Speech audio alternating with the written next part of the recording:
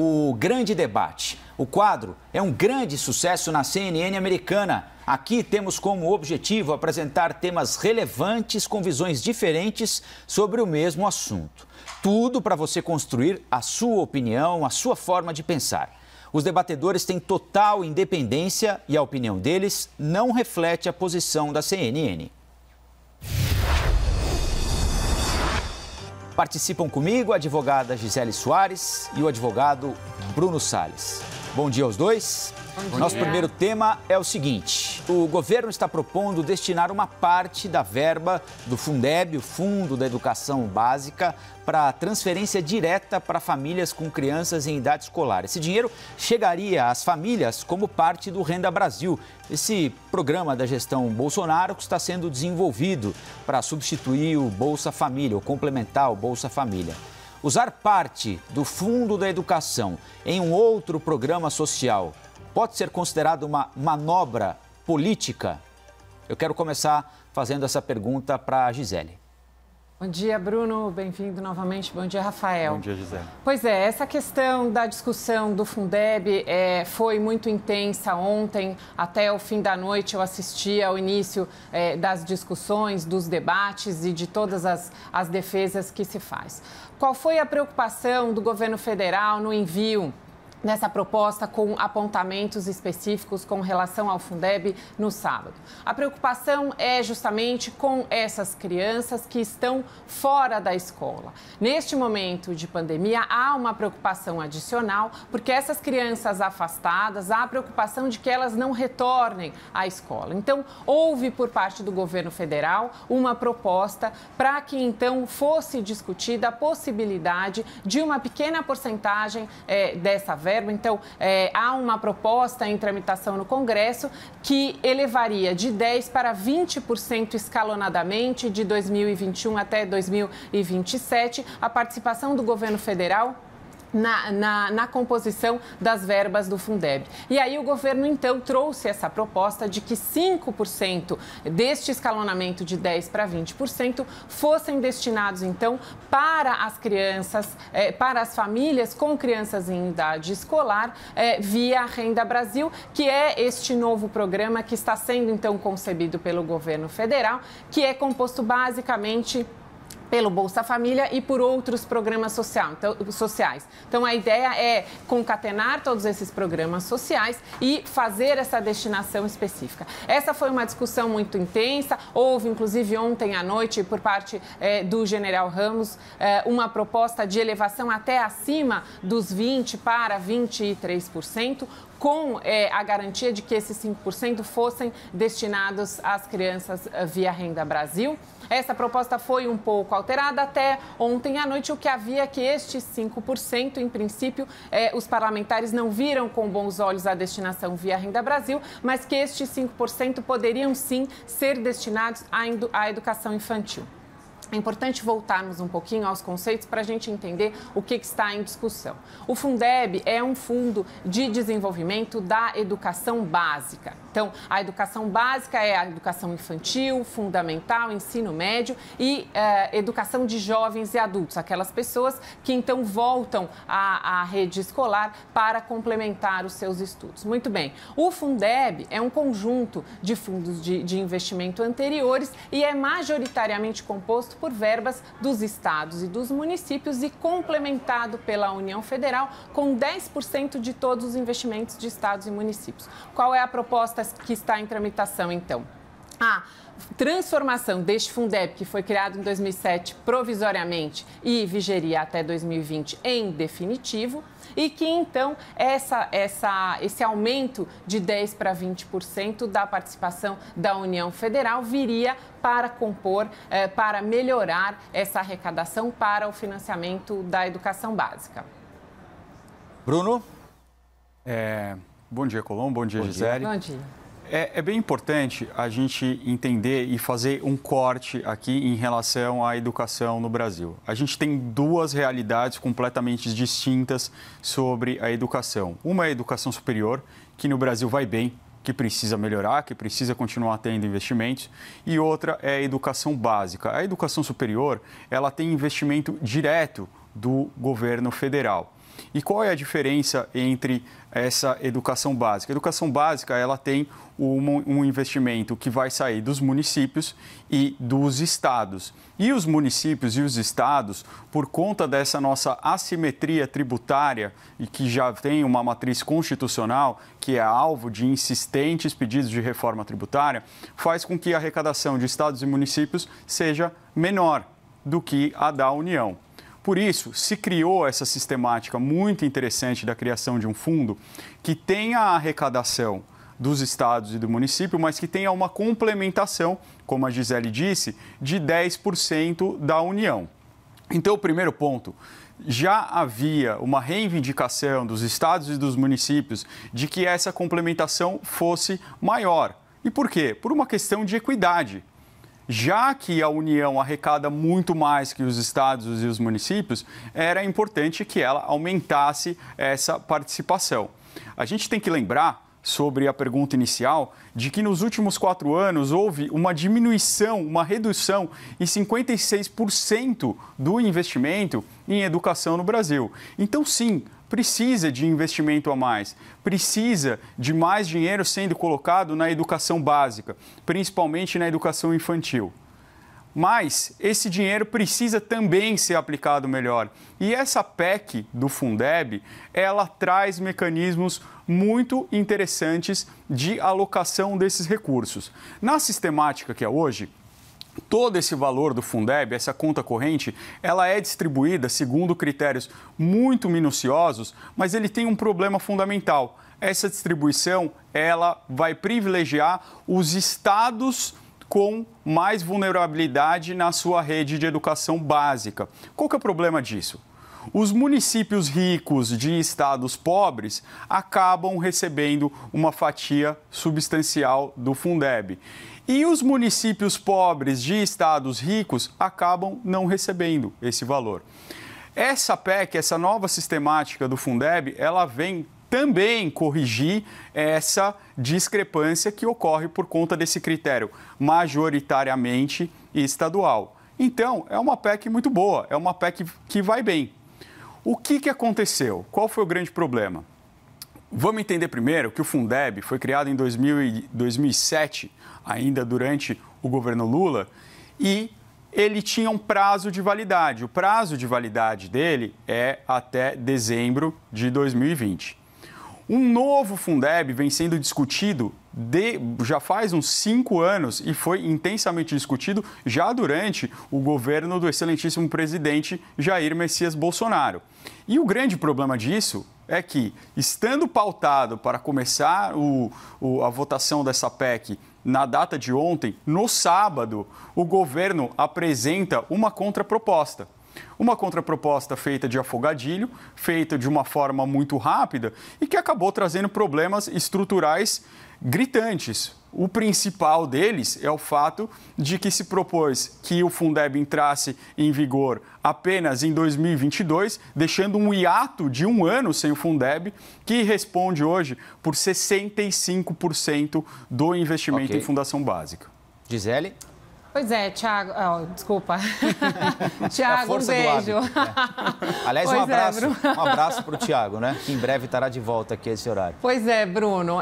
A primeira questão que eu me coloquei foi justamente essa. Como é que um fundo criado em caráter provisório para complementar algo que então já existia, porque antes de 2007 já existia educação básica, já existiam os investimentos, responde por 65% deste total investido. Então, há aí já um problema, precisamos identificar que discrepância é essa que um fundo provisório acaba respondendo por uma porcentagem tão significativa dos custos. E aí, verificando então, para que serve o Fundeb, como é que é investido o Fundeb? O Fundeb majoritariamente serve para pagamento de pessoal e para a compra de pequenos insumos. Então, Ontem até alguns especialistas explicavam, para então fazer o pagamento da pessoa da limpeza, para compra muitas vezes de papel, de impressora, enfim. Então, a gente precisa olhar que tipo de educação, que tipo de sistema de ensino nós queremos no Brasil. E aí fazer uma diferenciação do que é custo e do que é investimento. Nós precisamos buscar eficiência. Então, reclamar por mais dinheiro simplesmente para ter mais investimento não se justifica. O que precisa ser debatido é como esse investimento será efetivamente distribuído, onde é que serão alocados esses recursos e de que forma isso trará resultados. Então, os investimentos precisam ser feitos, sem dúvida nenhuma, mas é preciso que haja uma exigência de eficiência de avaliação. Veja, foi criado em 2007 para viger até 2020. Junto com este fundo de investimento, vieram então metas. Aliás, o Brasil tem uma profusão legislativa com relação ao ensino, a planos de meta, a planos de currículos, todos eles sempre de longo prazo, que também precisarão estar casados com o Fundeb. E como é que foram feitas essas avaliações, como é que foi feita essa alocação, essa gestão, justamente para não chegarmos agora em 2020 com uma votação absolutamente desesperada. Não podemos tirar essa verba mais da educação básica, porque senão teremos o caos na educação. Nós precisamos exigir mais planejamento. Então, é importante que essa PEC seja discutida não só no aspecto quantitativo, mas muito mais no aspecto qualitativo. Se nós formos olhar, por exemplo, a OCDE faz uma sugestão para que os países signatários, o Brasil ainda não faz parte da OCDE, mas é um bom parâmetro para termos. É uma sugestão de mais ou menos $10 mil por ano por aluno de investimento. O Brasil, se nós formos olhar, ele faz um investimento de mais ou menos cerca de $5 mil, ou seja, é um investimento abaixo, cerca de metade do que é sugerido pelos países da OCDE. Mas, paradoxalmente, nós estamos lá em posição 63 num ranking de 60 países do PISA, que é uma das avaliações mais importantes com relação à qualidade da educação nos países. Então, há esse paradoxo, há essas discrepâncias, nós precisamos olhar muito mais, além de valores, porque aí, Bruno, se me permite, eu vou discordar de você. O PIB nosso tem proporcionalmente mais investimento em educação, por exemplo, do que da Coreia e do Japão. A Coreia investe mais ou menos 4,5% do seu PIB em educação, o Japão 3,5%, o Brasil 6%. Então, nós temos um grande investimento em educação, mas é preciso que seja olhado como é que isso está sendo investido e muito mais que haja uma cobrança por eficiência e por resultados de curto, de médio e de longo prazo. Então, vamos aguardar, eu estou ansiosa para analisar quais serão as discussões de qualidade, de eficiência dessa PEC, para que ela seja aprovada e faça realmente diferença na vida das crianças. Bruno, queria colocar só uma pimentinha aqui no nosso debate. O Brasil já gasta, na comparação com outros países, algo relativamente alto, um número relativamente alto em relação ao PIB na educação. Neste momento aqui de discussão do Fundeb, em que há inclusive intenção do Congresso de aumentar o dinheiro, também não seria adequado discutir a qualidade da utilização desse dinheiro? Sem dúvida, Colombo. Eu queria resgatar, inclusive, esse ponto da fala da Gisele. É importante a gente ter em mente que, de fato, a fatia do PIB que o Brasil gasta é maior do que esses países, maior do que alguns países, inclusive da média da OCDE. Mas o Brasil tem muito mais alunos também. E a média por aluno não é maior. A média por aluno é baixa, e isso por uma questão muito simples. O Brasil é um país muito populoso e isso justifica essa faixa maior do PIB. Se a gente pegar os números aqui da OCDE, o Brasil gasta por ano no ensino fundamental $3.800 por aluno em um ano. No ensino fundamental, isso vai para $3.700 e no ensino médio técnico para $4.100. A média da OCDE ela vai variar de 8 mil nessa faixa menor a 10 mil na faixa maior. Ou seja, nos países mais desenvolvidos, se gasta 2,5 vezes mais do que no Brasil. Então, esse número, ele ilude um pouco de que o Brasil gasta muito. Ele não gasta comparativamente tanto quanto esses outros países. Mas sim, de fato, é muito importante que seja alocado melhor. Há, sim, essa visão de que há uma discrepância, principalmente por conta dessa alocação do que eles chamam do VAT, que é o valor anual por aluno, do VAF, que é hoje, né? E a proposta agora é trazer esse VAT híbrido para que chegue realmente nas populações mais vulneráveis, nos sistemas de educação básica mais vulneráveis. Isso é extremamente importante para corrigir essa discrepância. Eu tenho uns dados aqui que dizem que 30% dessa complementação da União, ela não chega nesses municípios mais vulneráveis por conta desse corte estadual, fazendo com que pelo menos 20% das escolas públicas não tenham a infraestrutura mínima, as condições mínimas adequadas para receber. E eu estou falando aqui de coisas simples, como água tratada, banheiro, esgoto dentro do prédio.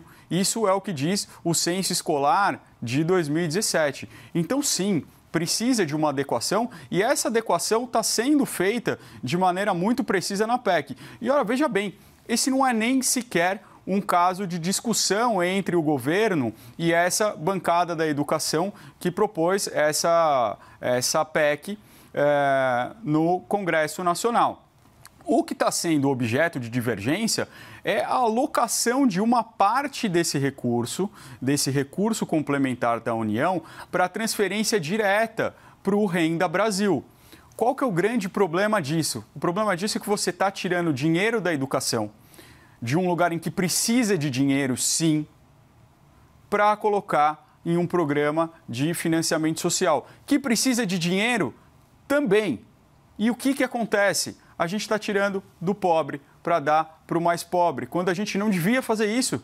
A gente devia tirar esses valores, e aqui volta sempre o problema da reforma tributária, dos locais onde há concentração de renda no Brasil e não da onde já está precisando. Não adianta fazer dessa forma. Essa forma é ilógica e ela não vai ajudar a transformar a educação no Brasil. Um outro ponto muito importante é a questão da responsabilidade fiscal. Existe hoje em dia um teto de gastos atrelado à inflação, atrelado a vários índices, que vai limitar o gasto do governo federal com programas sociais, seja com Bolsa Família ou com Renda Brasil, que na verdade são coisas muito parecidas, estão rebatizando esse programa que foi criado durante o governo Lula, e estão tentando burlar esse teto, tirando um pedaço desse financiamento do Fundeb para colocar diretamente para a transferência direta, para esse voucher, esse vale creche. Qual é o grande problema disso? Isso vai contra toda a sistemática do teto de gastos que foi muito prestigiado pela agenda liberal, né? Isso é uma incongruência e esse foi o ponto principal de discussão no parlamento. Pois é, Bruno, mas estamos tirando dos pobres para dar para os mais pobres ou estamos dando mais e tentando distribuir melhor? Veja, você fez uma colocação muito importante, fez uma crítica muito pontual à própria eficiência do Fundeb, tal como foi concebido em 2007, que foi justamente essa criação de uma proporcionalidade de distribuição que acabou se mostrando totalmente desproporcional. Então, você tinha municípios que não precisavam tanto recebendo mais e municípios que precisavam mais recebendo menos. Veja, esse já é um ponto que precisa ser corrigido. Isso porque ele não trouxe aquele benefício que se esperava do Fundeb, que é justamente fazer uma distribuição proporcional mais justa. É óbvio que precisa ser colocado mais recurso ali naquele município que tem mais demanda, que é mais deficiente, que é mais vulnerável e menos naqueles em que precisam menos, que tem outras fontes de receita ou outras formas complementares de educação. Então, já nesse ponto, é preciso que haja uma discussão qualitativa da eficiência. Então, o valor pelo valor ou o repasse pelo repasse, não adianta nós repassarmos verbas se nós não tivermos essa exigência da contraprestação, ou seja, da eficiência, da alocação correta e principalmente as avaliações de resultado. Então, é preciso que haja este planejamento. E aí, com relação a tirar dos pobres, dar para os mais pobres, não, estamos aumentando de 10% para 20%. O governo federal, ele vem fazendo discussões, mas não há, como você bem disse, uma resistência quanto a isso. Qual é a preocupação? A preocupação é com a alocação. Então, é transformar custo em investimento de verdade na educação básica, que não é só, inclusive, para crianças e jovens, também tem essa parcela importante da educação de jovens e adultos, ou seja, daquele resgate das pessoas que querem, então,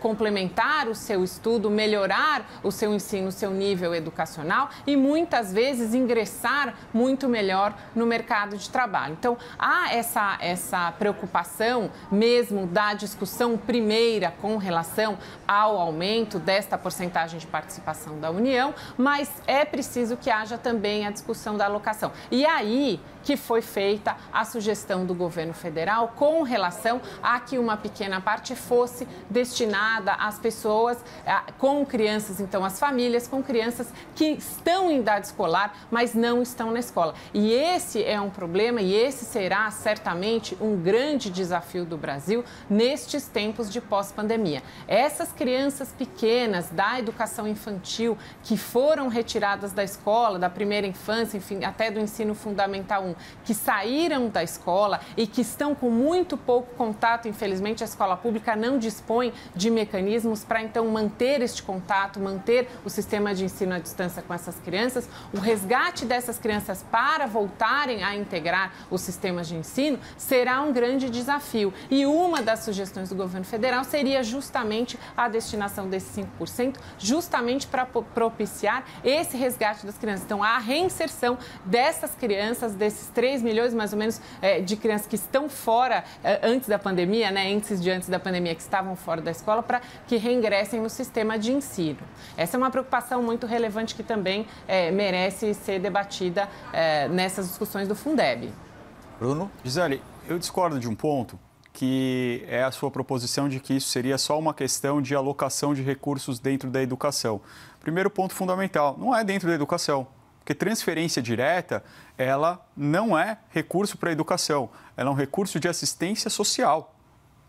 É um recurso que vai ser pago para as famílias diretamente e pode ser usado de maneira não vinculada. É importante que a gente veja a proposta diz que vai ter uma utilização de 5 pontos percentuais para transferência direta de renda para famílias com criança em idade escolar que se encontrem em situação de pobreza ou extrema pobreza, inclusive com vistas a ações relacionadas à primeira infância e auxílio creche, visando garantir os meios adequados e capazes de garantir o desenvolvimento físico, cognitivo e socioemocional. Veja só, é inclusive, não é vinculado, é transferência direta, pode ser utilizado para o que quiser. Esse é o ponto fundamental. É por isso que está se falando numa burla do teto, porque essa é uma medida eminentemente e puramente assistencial.